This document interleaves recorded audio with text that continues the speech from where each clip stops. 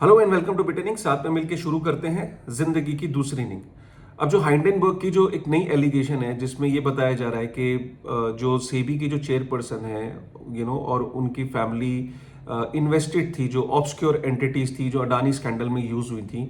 अब ये बहुत बड़ी एलिगेशन है कि सेबी के चेयरपर्सन और उनकी फैमिली भी इन्वेस्टेड थी ऐसी चीज़ों में। अब ये फिलहाल एलिगेशन है, लेकिन हाइडेनबर्ग की जो रिसर्च है, जो रिसर्च रिपोर्ट थी, पहले भी उसने एक बहुत बड़ा बवाल क्रिएट किया था, एक बहुत बड़ा डाउट क्रिएट किया था लोगों के माइंड में, स्टॉक मार्केट्स में। और अब दोबारा से इस एलिगेशन को लगाना कि जो सेबी है, जो कि जिम्मेदारी थी जिसके पास कि इस मार्केट को रेगुलेट करने की, जो जो अडानी केस में जो डाउट रेज हुए थे उनको इन्वेस्टिगेट करने की जो जिम्मेदारी थी वो सेबी के ऊपर थी। एक रेगुलेटर का काम यही होता है कि निष्पक्ष जांच करना और लोगों का जो विश्वास है उसको फाइनेंशियल मार्केट्स में बनाए रखना, ये एक रेगुलेटर का काम है।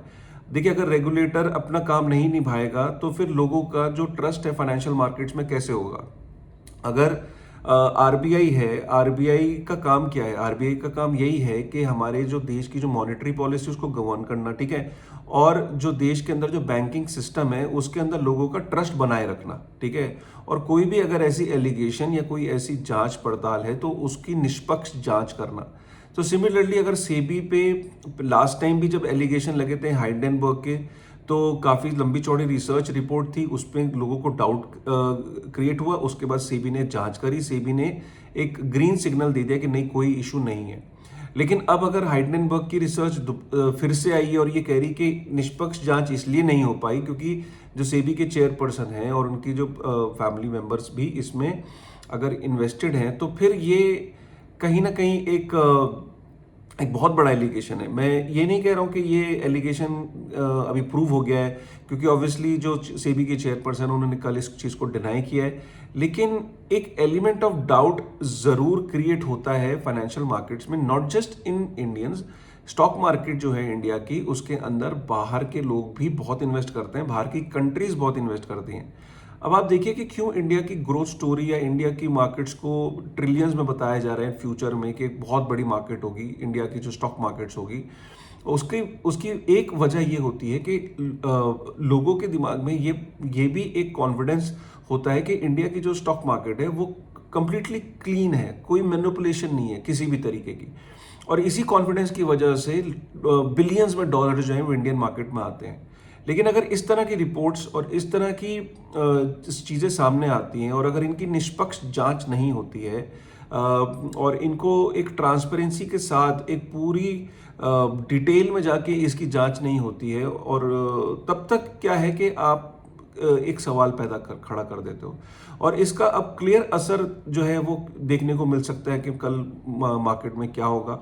अब मार्केट में सपोज करो अब लोग इसको कैसे लेते हैं, ये बड़ा इंपॉर्टेंट है, और वो कल मार्केट बताएगी। पास्ट में भी हमने देखा कि मार्केट ने बहुत रिएक्ट किया था इस न्यूज़ को लेके, लेकिन सेबी के क्लीन चिट के बाद चीज़ें रिकवर कर गई थी। यहाँ तक कि सुप्रीम कोर्ट ने भी इसको एक क्लीन चिट दी थी। लेकिन जो अब जिसने क्लीन चिट दी थी, अगर उसकी इन्वॉल्वमेंट प्रूव हो जाती है तो फिर आप समझिए कि ये एक बहुत बड़ा इशू बन सकता है। और जो लोगों का विश्वास है, नॉट जस्ट कि इंडिया में, बट जो बाहर से जो बिलियंस ऑफ डॉलर जो कॉरपोरेट और जो इंस्टीट्यूशंस और गवर्नमेंट्स इंडियन स्टॉक मार्केट्स में, जो फाइनेंशियल इंस्टीट्यूशंस, बड़े बड़े बैंक जो इन्वेस्ट कर रहे हैं, वो भी चाहेंगे कि इसकी एक निष्पक्ष जांच होकर क्लैरिटी मिले। अब देखिए, मैं इस न्यूज़ को कवर क्यों कर रहा हूँ, क्योंकि हम तो जनरली क्रिप्टो की कंटेंट को कवर करते हैं। देखिए, इंपॉर्टेंट ये है कि जब कोई आदमी इन्फ्लेशन से बचने के लिए तरह तरह की कोशिशें करता है, वो प्रॉपर्टी मार्केट में जाने की कोशिश करता है, वो रियल एस्टेट में इन्वेस्ट करता है, गोल्ड में इन्वेस्ट करता है, वो स्टॉक मार्केट में भी इन्वेस्ट करता है। और हमने ये देखा कि कैंपेन चल रहा है म्यूचुअल फंड इंडस्ट्री की तरफ से कि म्यूचुअल फंड सही है। अल्टीमेटली म्यूचुअल फंड्स भी तो स्टॉक मार्केट्स के अंदर ही इन्वेस्ट करते हैं। तो म्यूचुअल फंड के अंदर अगर लाखों लोगों का, चाहे middle class, lower middle class, salaried class लोगों का अगर पैसा लग रहा है और वो जिस मार्केट में जा रहा है, और अगर वहाँ पे किसी तरीके के इश्यूज आ रहे हैं बार बार, तो उनको क्यों नहीं एक बारी क्लीन कर दिया जाता है। बिकॉज अल्टीमेटली लोग स्टॉक मार्केट में पैसा लगाते हैं इन्फ्लेशन को बीट करने के लिए, लेकिन अगर स्टॉक मार्केट में इस तरह के इश्यूज आएंगे तो ये मार्केट्स अनअट्रैक्टिव हो जाएंगी फॉरेन प्लेयर्स के लिए भी, और जो डोमेस्टिक प्लेयर है उनका विश्वास भी जाएगा। आप अल्टीमेटली देखते हो कि इंडिया के अंदर मैक्सिमम लोग आज भी गोल्ड और रियल एस्टेट में इन्वेस्ट करते हैं और उसमें विश्वास दिखाते हैं। गवर्नमेंट बहुत चाहती है कि लोग रियल एस्टेट और गोल्ड से निकल के स्टॉक मार्केट्स के अंदर भी इन्वेस्ट करें।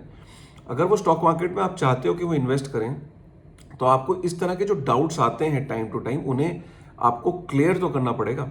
और जो ऑलरेडी इन्वेस्टेड है, आज अगर उनको नुकसान होता है और ये रिपोर्ट अगर प्रूव हो जाती है और इस रिपोर्ट में ज़रा सी भी कोई सच्चाई निकल आती है और वापस से केस अगर सुप्रीम कोर्ट में जाता है, तो फिर ये मार्केट बड़े लंबे समय के लिए इंडिया की जो एक बुलिश सेंटीमेंट बना हुआ था उसको काफ़ी एक हिट लगेगा, राइट। और मुझे ज़्यादा वरीड हूँ कि जो बिलियन डॉलर्स जो इंडिया के अंदर स्टॉक मार्केट्स में जो एंटर कर रहे हैं, वो लोग क्या करते हैं कि वो इसी शर्त पे पैसे लगा रहे होते हैं कि मार्केट्स क्लीन होनी चाहिए। अगर उनको ज़रा सा भी डाउट हुआ तो मार्केट्स में डोमेस्टिक पैसा इतना नहीं होता है, लेकिन जो बाहर का अगर फाइनेंशियल इंस्टीट्यूशन अगर डॉलर्स निकालना शुरू कर देंगे तो उसका इम्पैक्ट देखने को मिलेगा। अब लोग बेचारे जो इन्वेस्टेड हैं स्टॉक मार्केट में, जिन्होंने हाल ही में एंट्री ली होगी, जिन्होंने 1-2 साल पहले 3 साल पहले एंट्री ली होगी, तो अब आप सोच सकते हो कि वो उनका क्या हाल होगा। सो बेसिकली क्या है, देखिए कोई भी इन्वेस्टमेंट प्रोडक्ट होता है उसमें हम जब कंपेयर करते हैं तो हम किसी भी एसेट क्लास को ना रिस्क फ्री एसेट क्लास की तरह ना देखें।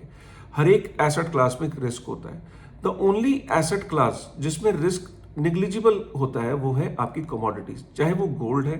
अब गोल्ड के अंदर भी आप देखो कितने हजार सालों से प्राइस ऊपर नीचे होता है, लेकिन gold as a metal laboratory में नहीं आप क्रिएट कर सकते, आप उसके अंदर मैनिपुलेशन नहीं कर सकते। मैनिपुलेशन ज्वेलर अपने एंड पे करता है ज्वेलरी बनाते वक्त, लेकिन gold as a metal 24 carat gold अगर आप बार बाय करते हो या आप कॉइन्स बाय करते हो 24 कैरेट, तो आपको पता है कि गोल्ड मैनिपुलेटेड नहीं है, राइट। गोल्ड को मैनिपुलेट गोल्ड को बनाया नहीं जा सकता, कोई आपको डुप्लीकेट गोल्ड नहीं दे सकता, राइट। तो सिमिलरली जो बिटकॉइन का प्रोटोकॉल है, वो भी जो प्रोटोकॉल है उसको मैनिपुलेट नहीं किया जा सकता, राइट। जो उसका लेजर्स है उसके अंदर मैनिपुलेशन करना is close to impossible, because जो एक बार ही बिटकॉइन के लेजर पे जो चीज़ एंटर हो जाती है और कुछ कंफर्मेशंस के बाद वो अमर हो जाती है उस लेजर पे मैनिपुलेट को चेंज करने के लिए 51% अटैक करना होता है। और 51% अटैक करना बहुत बहुत महंगा और बहुत कोई इंसेंटिव नहीं होता है 51% अटैक करने का, बिकॉज उसमें कई बिलियन डॉलर और कई आपको रिसोर्स और हैश रेट का 51% आपको जनरेट करना पड़ता है, तब जाके आप 51% अटैक करने का सोच सकते हो बिटकॉइन पे। तो ये जो नेटवर्क्स हैं, जो चाहे वो गोल्ड भी एक मेटल है, राइट, और बिटकॉइन भी एक प्रोटोकॉल है, इनके अंदर मैनिपुलेशन करना बहुत मुश्किल होता है। एक्सचेंजेस के अंदर करना आसान होता है, जैसे हमने देखा एक्सचेंज हैक हो गई, कई एक्सचेंज खुद अपना बंद हो जाती हैं, तो वहाँ पे चीज़ें एक्सचेंज की गारंटी नहीं हो सकती, एक्सचेंज में मैनिपुलेशन हो सकती, लेकिन प्रोटोकॉल में, मतलब जैसे अगर आपके पास गोल्ड है और आपके हाथ में कॉइन है, अब आपके पास कॉइन है तो उसकी क्या मैनिपुलेशन होगी, वो तो 24 कैरेट गोल्ड है, वो आपके हाथ में कॉइन में। सिमिलरली जो बिटकॉइन है, अगर बिटकॉइन आपके पास है और वॉलेट में है, आपके कंट्रोल में है, उसकी प्राइवेट कीज आपके पास है, आप उसे कंट्रोल करते हो, राइट, आप उसे भेज सकते हो, राइट, और कोई उसे भेज नहीं सकता, आप जब तक आपके डिजिटल सिग्नेचर यूज नहीं होंगे वॉलेट के अंदर, तब तक वो स्पेंड नहीं कोई कर सकता। प्राइवेट कीज आपके पास है, संभाल के आपने रखी है, तो ये मैनिपुलेशन फ्री होता है।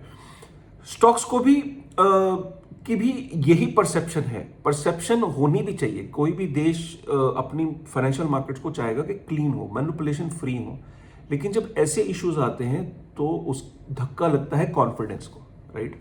और देश की जो कोई भी सरकार हो या रेगुलेटर हो, उसका सबसे पहला काम यही है कि हमें अपनी फाइनेंशियल मार्केट्स के अंदर विश्वास बनाए रखना है। अगर कोई ऐसे इश्यूज आ रहे हैं, ऐसे डाउट्स आ रहे हैं, तो उनकी, मैं कह रहा हूं कि वो किसी, आप कई लोग कह रहे हैं कि वो प्रोपेगेंडा के तहत आ रहे हैं। अरे प्रोपेगेंडा के तहत भी आ रहे हैं, या इंडिया को नीचे फाइनेंशियल मार्केट्स को हिट करने के लिए फॉरेन प्लेयर्स की चाल है। मैं कहता हूं चाल है तो उनकी चाल को एक्सपोज करते हैं ना, एक्सपोज करते हैं। अब एक्सपोज करने के लिए जांच करनी पड़ेगी। जो जांच किसने करी? सेबी ने। अब सेबी का अगर नाम आ रहा है तो अब कौन जांच करेगा? सेबी को तो जांच नहीं कर पाएगा ना। अब कोई बाहर से एंटिटी गवर्नमेंट को अपॉइंट करनी पड़ेगी इस पूरी चीज को जांच करने के लिए, ठीक है। तो ये बहुत इंपॉर्टेंट है ताकि दुनिया को मैसेज जाए कि जैसे ही किसी ने हम पे एलिगेशन लगाया तो हम भी ने बहुत क्लीन क्लियर तरीके से उस चीज़ की जांच करी। ये बहुत इंपॉर्टेंट है। मुझे लगा ये एक दो थॉट्स आप तक शेयर करने चाहिए, क्योंकि लेटेस्ट एक ये चीज़ चल रही है, काफ़ी सारी कन्फ्यूजन होती है, आप लोग भी, हम सब भी स्टॉक मार्केट्स के अंदर हैं। तो मुझे लगा एक थॉट ऐसा आपके साथ शेयर करना चाहिए। आपका क्या थॉट है, एक बारी कमेंट करके ज़रूर बताइए। मिलते हैं एक नई वीडियो में एक नई एनर्जी के साथ। तब तक थैंक यू वेरी मच।